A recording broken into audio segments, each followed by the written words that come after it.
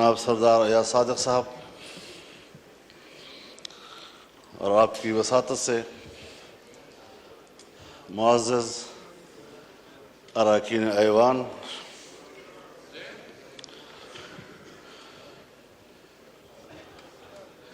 हल्फ बर्दारी के बाद मैं पहली मरतबा ऐवान में हाज़िर हो रहा हूँ और ये भी इरादा है कि कुछ मौरूज़ात आपकी खिदमत में पेश कर सकूँ। मुझसे पहले जनाब असद कैसर साहब जो बात कर रहे थे, उनका जो मुतालबा था मेरे ख़्याल में उनका मुतालबा सही था और जलसा करना उनका हक़ है और मैं उनके इस मुतालबे की हिमायत करता हूँ।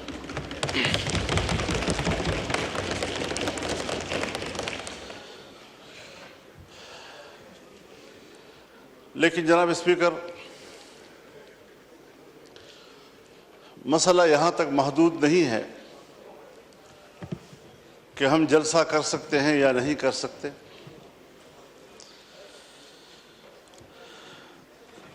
इस बात पर संजीदगी से गौर किया जाए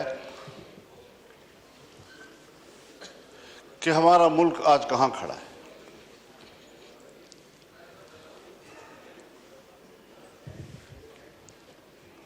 हमने ये मुल्क जिस जमहूरी अंदाज के साथ बरसगीर के मुसलमानों की तायीद से हासिल किया, उनकी कुर्बानियों से हासिल किया, इस मुल्क के कायम होने में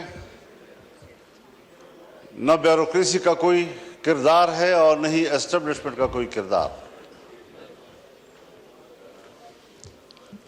लेकिन इस बात को सोचा जाए कि आज अवाम कहाँ खड़े हैं और एस्टेब्लिशमेंट कहाँ खड़ी है।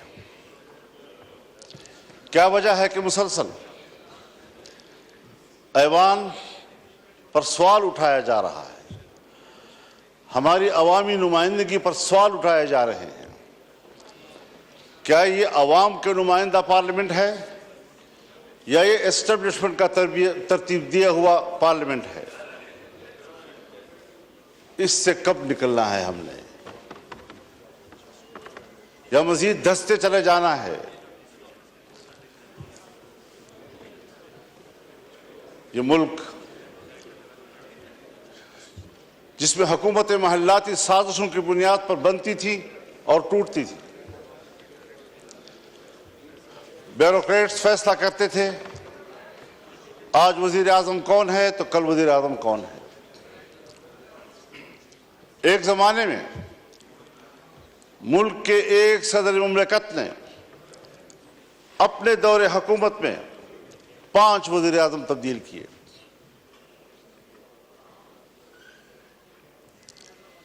बड़ी मुश्किल के साथ, अवाम की जद्दोजहद के साथ इस मुल्क में आम आदमी को वोट का हक मिला। पार्लिमानी तर्ज हुकूमत पर इत्तेफाक हुआ। इलेक्शन हो गए सन 1970 में, जिसे आज हम बतौर मिसाल पेश करते हैं। लेकिन इंतखाबात को बतौर मिसाल पेश करने के बाद क्या उसके नताइज पर भी हमारी नजर है, जिसके नतीजे में मुल्क दो लख्त हो गया, हम पारा पारा हो गए। कायद आज़म ने जो कौम को मोटो दिया था, इत्तेहाद, तंजीम और यकीन महकम, वो कहाँ रहा? कायद आज़म का पाकिस्तान कहाँ है आज? शायद तारीख उसके हक़ाइक़ से पर्दा उठाएगा। तारीख माफ नहीं करती किसी को, थोपा गया सियासतदानों पर और किरदार जनरल आगा यहया खान था। हुकूमत को चलने ही नहीं दिया गया। फिर माशाल्लाह, फिर हम कुछ संभले तो फिर माशाल्लाह सोचना यह है कि एस्टेब्लिशमेंट हमें जो नताइज मुरत्तब करके दे, जिनको यहां पर बैठने के लिए फहरिस्त में नाम शामिल करे, उस पर कब तक आप समझौते करते रहेंगे? कब तक हम ये सोचते रहेंगे, भीख मांगते रहेंगे उनके दरवाजों पर बैठकर? और जो इलेक्शन हुए हैं, हमें तो 2018 के इलेक्शन पर भी एतराज था, आपको भी एतराज था, पीपल्स पार्टी को भी एतराज था, मुस्लिम लीग नून को भी एतराज था, मेरे बुजुर्ग बैठे हैं उनको भी एतराज था। इस वक्त भी तो मैंडेट तकरीबन वही है, कुछ थोड़ा आगे पीछे। इसी मैंडेट के साथ उस वक्त धांधली क्यों थी और इसी मैंडेट के साथ आज धांधली क्यों नहीं है? हज़रत, मुझे शर्म आती है, शायद मैं कुछ अपनी गुफ्तगू में ऐसी बातें कहूं जो आप समझेंगे कि मैं तजावुज़ कर रहा हूं, लेकिन सियासी आदमी, उसे बात करनी होती है। सियासतदान मालूमात की बुनियाद पर बात करता है, पब्लिक में बात करे, पार्लियामेंट में बात करे। खुदा करे ये खबर गलत हो, लेकिन हमारी मालूमात ये हैं कि इस बार तो बाकायदा असेंबलियां बेची गई हैं और असेंबलियां खरीदी गई हैं। कौन इन असेंबलियों को और इन ऐवानों को अवाम का नुमाइंदा पार्लियामेंट कहेगा? किस तरह हमारा ज़मीर मुतमईन है यहां पर बैठने में?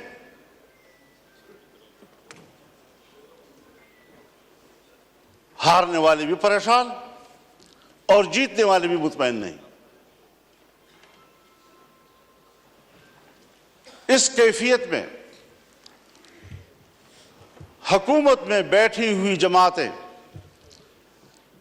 जो हमारे लिए मुहतरम भी हैं, हमारे हमसफर रहे हैं, हम उनके उस जद्दोजहद की कदर करते हैं, लेकिन उन्हीं की जमातों के अंदर उनके सीनियर लोग मजबूर हैं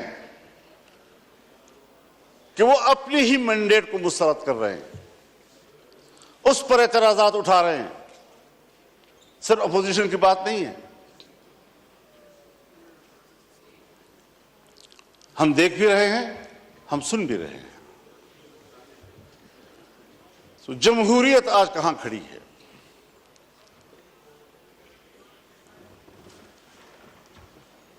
ये सिर्फ इसलिए हम यहां कमजोर बैठे हुए हैं कि हमने हर मरहले पर कंप्रोमाइज किया है, हमने अपने उसूल पे समझौते किए हैं, हमने अपनी जमहूरियत बेची है, हमने अपने हाथों से अपने आका बनाए हैं, और जब हम ही अपने हाथों से अपने लिए आका बनाएंगे, यही होती है आखिरत की निशानी। जब रसूलुल्लाह सल्लल्लाहु अलैहि वसल्लम से हज़रत जिब्रील ने पूछा कि आप क़यामत की अलामात के बारे में बताएं, तो आपने पहली बात की अंतलिदल अमत रब्बतहा, कि माएं अपने लिए मालिकाएं जलेंगी, यानी बेटियां मालिक बन जाएंगी और मां को नौकर और घर के मजदूर की तरह देखेंगी। इस मिसाल से आप खुद समझ लें कि जो आपके मातहत होने चाहिए थे, जो आपके हुक्म पर चलने चाहिए थे, वो आज हमारे आका और उनके हुक्म पर हम चल रहे हैं। हम यहां पर एक कानून पास नहीं कर सकते। जनाब स्पीकर साहब, आप गवाह हैं, आप गवाह हैं, आपकी पूरी जमात गवाह है। हमने एक इजलास में एक कानून साजी पे बात की, उसके लिए कमेटी बनी, वज़ीर कानून के निगरानी में मियां शहबाज शरीफ साहब निगरानी कर रहे थे ऊपर से। हमारा इत्तेफाक हुआ दीनी मदारिस, उनके विफाक हुकूमत के दरमियान उस मसौदे पर इत्तेफाक हो गया। इत्तेफाक राय के बावजूद असेंबली में नहीं आ रहा, इसलिए कि इजाजत नहीं। करते करते बिल आखिर असेंबली में आया वो, और आया तो ख्वांदगी के दौरान रोक दिया गया और पास नहीं होने दिया। हम पार्लियामेंट हैं, हमने इस पर इत्तेफाक राय किया, असेंबली तक में ले आए, पेश हो गया, पहली ख्वांदगी हो गई और बिल आखिर उसको ड्रॉप करना पड़ा। इतना जरूर हमें पता चल गया, और मैंने शहबाज शरीफ साहब से कहा कि हमें इतना पता चल गया है कि कसूर आपका नहीं है, कौन रुकावट है हमें मालूम हो गया। बस इतना ही चाहिए था। हम कानून साजी का भी इख्तियार नहीं रखते, हम अपनी मर्जी से कानून भी नहीं बना सकते। इस पार्लियामेंट की रुकनीत पर हम फख्र करते हैं और हम समझते हैं वीवीआईपी बन गए।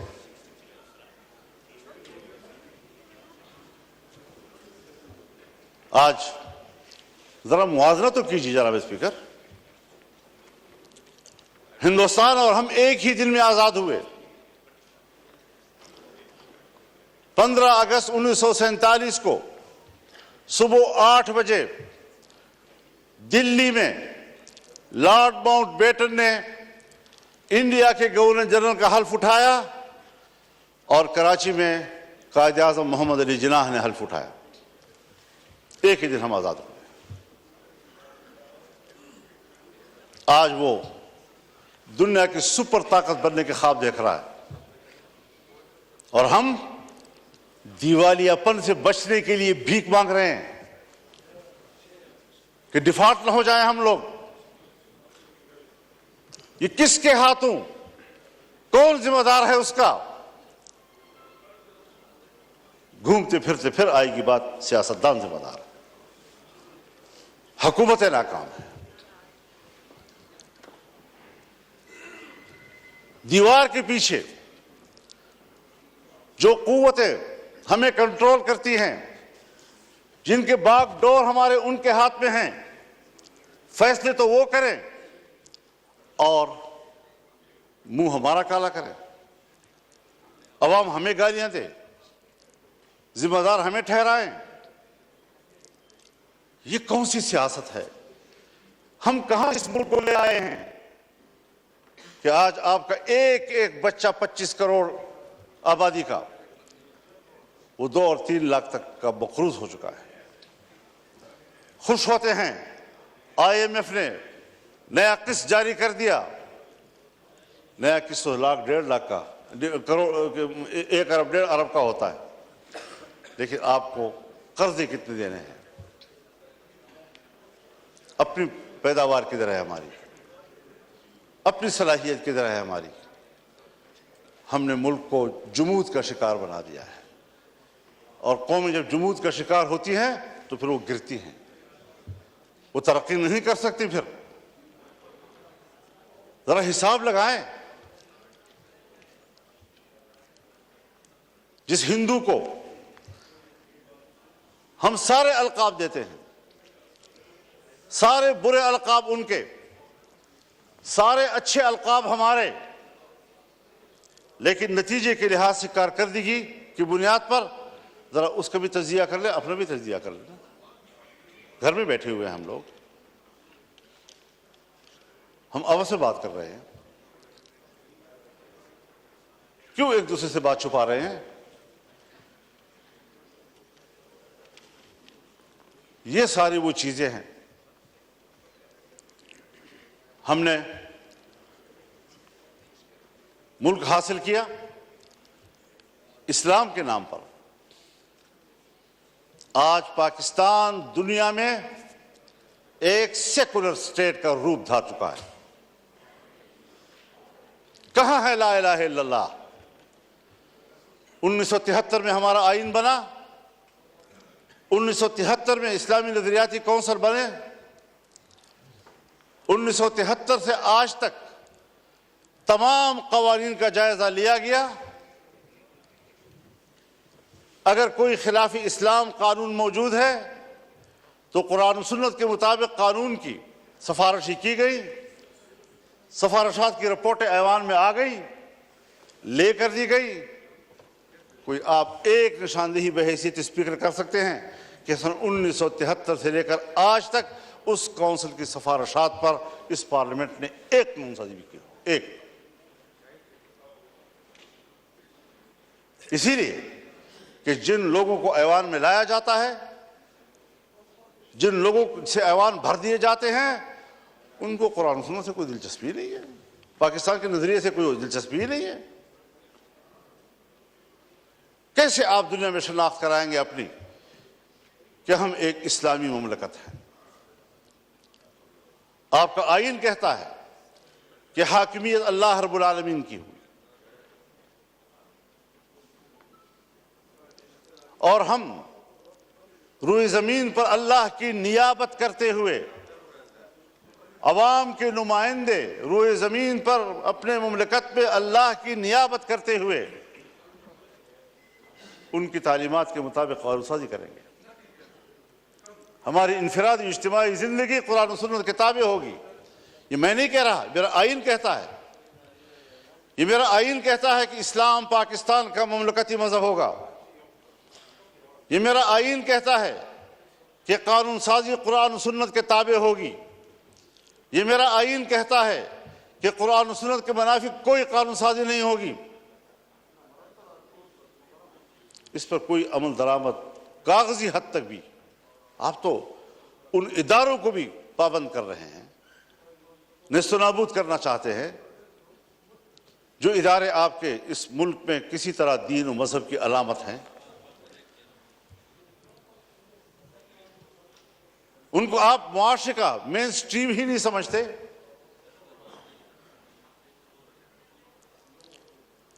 तो जिस नजरिए पर मुल्क कायम हुआ था 75 साल में, उसका भी जरा हिसाब लगा ले आप कहां खड़े हैं।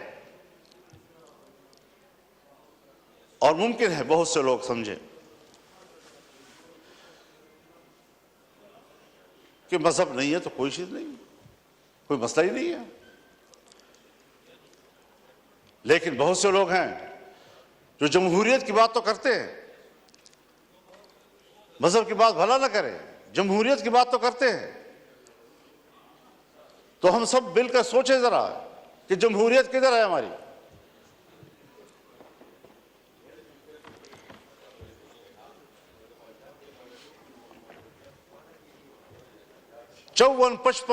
सन 1954-55 से 58 तक नीम मार्शल लॉ, 58 से लेकर 71 तक मुकम्मल मार्शल लॉ, 77 से फिर मार्शल लॉ, 99 से फिर मार्शल लॉ,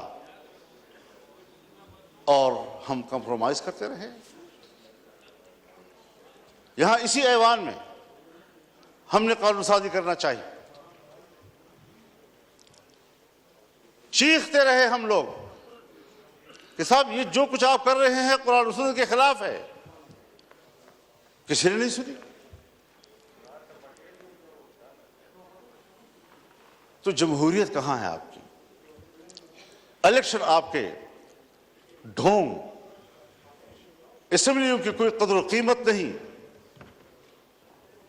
असम्बलियों में आने वाला अपने आप को मुआज़्ज़ज़ समझता है, अवाम का नुमाइंदा है। आपके कागजात में उसका जो प्रोटोकॉल है वो वीवीआईपी का है, उसके मराआत होते हैं। लेकिन क्या हमारा ज़मीर भी मुतमईन है इस बात पर? वस्तफ्ति नफ्सक, अपने ज़मीर से पूछ लो पहले,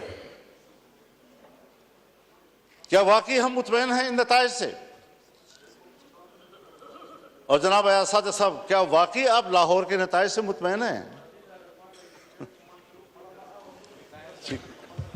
अल्लाह आपको मुतमईन रखे जी, अल्लाह आपको मुतमईन रखे। लेकिन हर चंद के है नहीं है।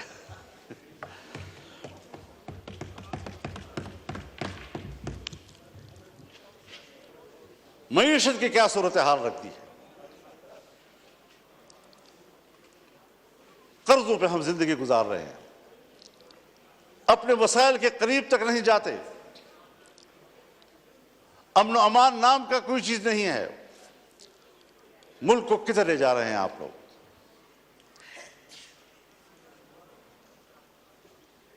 आप आए जरा, लाहौर से जरा सफर करें और आए जरा, मैं आपको दावत देना चाहूंगा डेरा इस्माइल खान में, टांक में, वजीरिस्तान में, लक्की मरवत में, बाजावड़ में। आप वहां आकर जरा देख तो लें कि हमारी वहां क्या हालत है।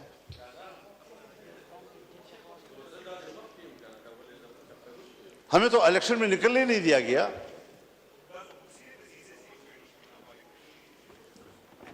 एक तरफ तालिबान की तरफ से ऐलान होता था कि हम इलेक्शन में कोई कार्रवाई नहीं करेंगे, दूसरी तरफ हमें धमकियां मिलती थी।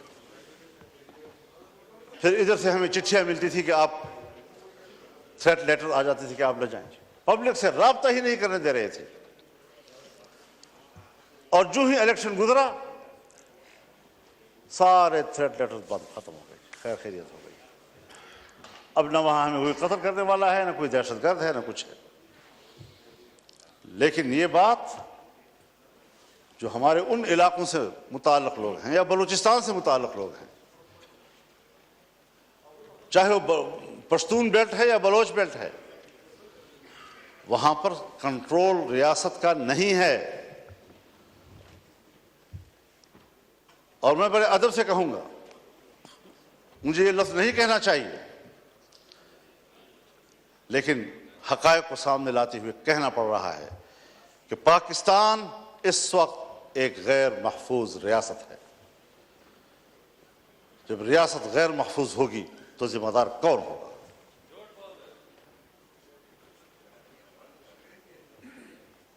दहशतगर्दी के खिलाफ लड़ने की पॉलिसी बनाई जनरल मुशर्रफ साहब के दौर में। जो अमेरिका ने कहा वो हम पे मुसल्लत कर दिया गया, और आज तक उस पॉलिसी में कोई फर्क नहीं आ रहा। ऑपरेशंस हुए, तालिबान का खात्मा कर दिया, दहशतगर्द खत्म हो गए। आज उससे कई गुना ताकतवर बनकर कैसे आ गए?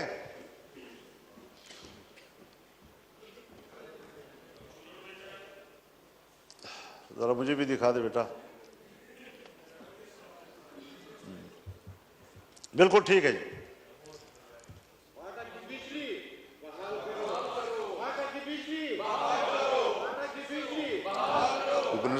जी मौलाना साहब, जी मौलाना साहब, बस वो बोलिए।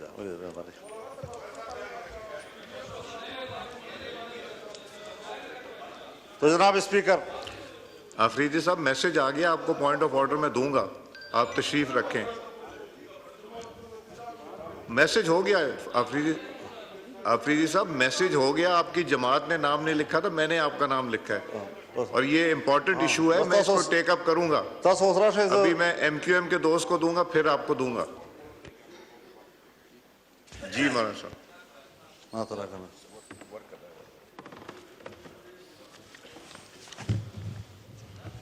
ये जो बात यहाँ की जा रही है जनाब स्पीकर, ये मेरे पॉइंट्स में लिखी हुई है। और आज भी मौलाना मिसबाहुद्दीन साहब मेरे पास तशरीफ़ लाए, उससे पहले वफूद आए, हमें मिलते रहते हैं। यकीन जानिए उनकी ज़िंदगी जानवरों से भी बदतर गुजर रही है। न ज़िंदगी महफूज है, न उनको रोज़गार मिल रहा है, बिजली भी नहीं है। कैसे वो ज़िंदगी गुजार रहे हैं आप अंदाज़ा नहीं लगा सकते उनका। मेरे भी मौका देना चाहिए। जी मौलाना मिसबाहुद्दीन साहब को फिर आप मौका देंगे जी। तो सूरत हाल आज ये है कि अमन अमान किधर है आपका जी। मगरिब के बाद आपके थाने बंद हो जाते हैं, मगरिब के बाद पुलिस चौकियां बंद हो जाती हैं, आपकी सारी पुलिस महफूज पनागाहों में चली जाती है और मुसल्लह ग्रुप जो है वो कंट्रोल ले लेते हैं पूरे इलाके का। क्या इस पर कभी गौर हुआ है? बस इलेक्शन है, बस अपनी मर्जी का ऐवान बनाना है, अपनी मर्जी की असेंबली बनानी है। किस लिए अपनी मर्जी की बनाते हो? वोट तो उलमाए किराम फरमाते हैं शहादत है, कोई कहते हैं अमानत है, कोई कहते हैं बैअत है। तो यहां तो ना शहादत है, ना अमानत है, ना बैअत है। बैअत मेरे नाम पर करते हैं, बक्सा खुलता है तो किसी और के नाम पर बैअत निकलाती है। अमानत आपके हवाले करते हैं, बक्सा खुलता है तो उसमें अमानत नाम की कोई चीज, खयानत ही खयानत होता है। शहादत में सदाकत होती है, जब बक्सा खुलता है तो सदाकत का नाम निशान नहीं होता, शहादत मरी पड़ी होती है। इस सारी सूरत हाल में हमें जरा बताए कहां हम खड़े हैं। बाजवा साहब फरमाया करते थे कि हमने बाढ़ लगा दिया है और अब कोई अफगानिस्तान न जा सकेगा न आ सकेगा। वो बाढ़ किधर है? उस बाढ़ पर जो अरबों रुपए खर्च हुए वो किधर हैं? कोई पूछ सकता है उनसे? और 30-40 हजार नौजवान यहां से कैसे गए उधर? 20 साल वहां लड़े, बाढ़ भी लग गया था, फिर वो उससे बढ़कर ताकतवर बनकर कैसे वापस आए? अफगानिस्तान से आप जरूर गिला करें कि हमने जिनको पकड़ा है, जिनको मारा है, उसमें अफगानी नेशनल भी हैं। उनकी सरजमीन से कैसे लोग इधर आए? उनसे कोताही हुई कि उन्होंने अपने सरहद पर उनको कंट्रोल नहीं किया। लेकिन आप भी तो सरहद पर बैठे हैं, आप क्यों नहीं रोक सके उनको? कैसे मुझ तक रसाई की और मुझ पर हमला कर दिया? कैसे आए और बाजौड़ में मैंने 80 लोगों की लाशें उठाई एक ही जलसे में? ये तल्ख वाकयात कोई हमें समझाए तो सही, क्या सियासत हो रही है? मेरे ख्याल में उसूल एक ही है, वही उसूल जो अमेरिका ने अपनाया है कि इस्लामी दुनिया में और कमजोर दुनिया में दहशतगर्दी और अस्करियत पैदा करो, और जहां पर कोई ऐसी अस्करियत पैदा होगी वहां पर अमेरिका को अपनी फौजें ले जाने का जवाब हासिल होगा। दहशतगर्दी उसकी जरूरत है। इस्लामी दुनिया पर अपनी गिरफ्त मजबूत करना, इस्लामी दुनिया में फौजें उतारना। आज तमाम अरब ममालिक के अंदर अमेरिकी फौजें मौजूद हैं, कहीं पर 5000, कहीं पर 3000, कहीं पर 2000, कहीं पर 1000, कहीं पर 500। कोई भी मुल्क ऐसा नहीं है अरब दुनिया का कि जिसके अंदर उनके फौज मौजूद ना हो, जिनके समंदर में उनके बेड़े मौजूद ना हो। पूरी इस्लामी दुनिया को कंट्रोल कर रहा है। क्या मतलब? मैं तो अमन के लिए जा रहा हूं, इंसानी हुकूक के लिए जा रहा हूं। कौन से इंसानी हुकूक?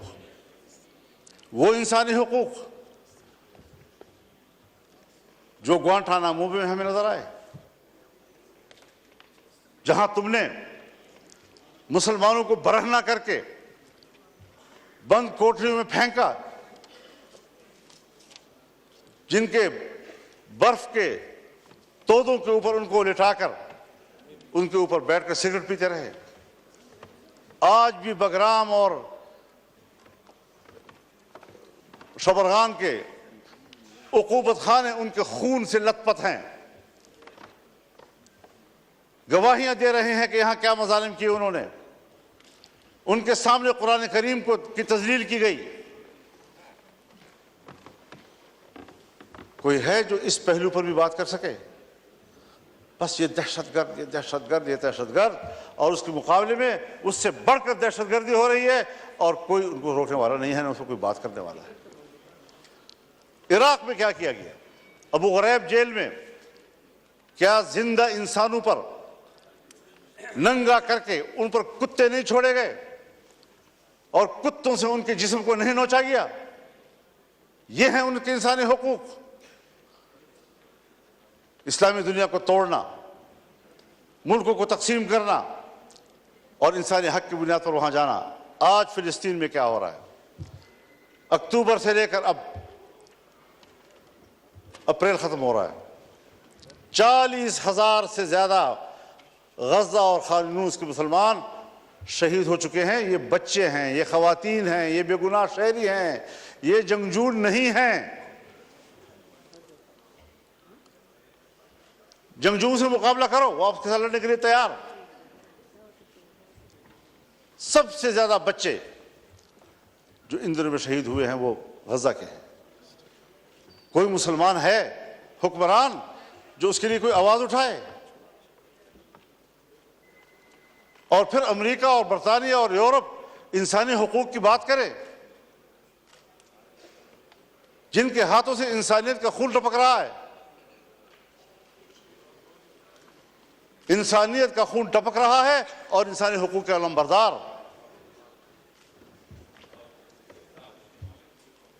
मैं किसके हाथ पे अपना लहू तलाश करूं? हर तरफ खून ही खून और हम उसमें जिंदगी गुजार रहे हैं। और अगर मुल्क के अवाम या अवाम के नुमाइंदे कोई किरदार अदा कर सकते हैं तो उसके इलेक्शन का यह हशर कर दिया जाता है जो हम देख रहे हैं। तो जरा इस हवाले से हमें अपनी तारीख को भी देखना चाहिए, हमें आने वाला मुस्तकबिल ठीक कर लेना चाहिए। यह क़ियादत का मसला है, यह क़ियादत का मसला है। मैं तो आज भी कहता हूं और हमदर्दी की बुनियाद पर कहता हूं, जनाब मियां नवाज शरीफ साहब से भी और जनाब शहबाज शरीफ साहब से भी और अपने बरखुरदार बिलावल ज़रदारी साहब से भी कि अवाम के लोग हो, चलो इकट्ठे अवाम में जाते हैं, छोड़ो इस इक़्तिदार को, आए इधर बैठें और अगर वाकई लार्जर ग्रुप पीटीआई है दे दो उनको हुकूमत।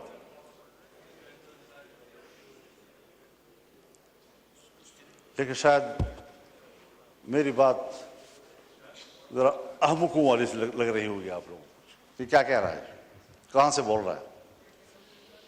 आज भी वक्त है समझने की, लेकिन हम समझने के लिए तैयार नहीं है, हम नौकरी करने के लिए तैयार हैं। तो फिर जाहिर है कि हमने भी अज़म कर रखा है कि इस गुलामी के खिलाफ जंग लड़ेंगे, मैदान अमल में आकर जंग लड़ेंगे, पब्लिक में जाकर लड़ेंगे, आईन और कानून के दायरे में लड़ेंगे और मुल्क को इस गुलामी से निजात दिलाएंगे कि या तो हमारे ऊपर आलमी कुव्वतें हुकूमत कर रही हैं या फिर हमारी एस्टेब्लिशमेंट हमारे ऊपर हुकूमतें कर रही है। ये निज़ाम हमें कबूल नहीं है और हमारी पोजीशन इस हवाले से बिल्कुल वाज़ेह है। इसलिए हमारा पैगाम हर सतह पर चला जाना चाहिए। हमने जाना है इंशाअल्लाह 2 मई को कराची में मिलियन मार्च होगा इंशाअल्लाह अज़ीज़।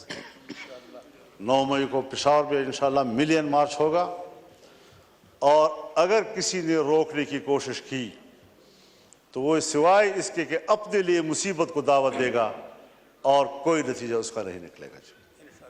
वो आवाम के इस सैलाब का रास्ता नहीं रोक सकेंगे और इंशाअल्लाह अज़ीज़ ये जद्दोजहद जारी रहेगी और उम्मीद रखनी चाहिए कि इसमें आप भी हमारे साथ हों।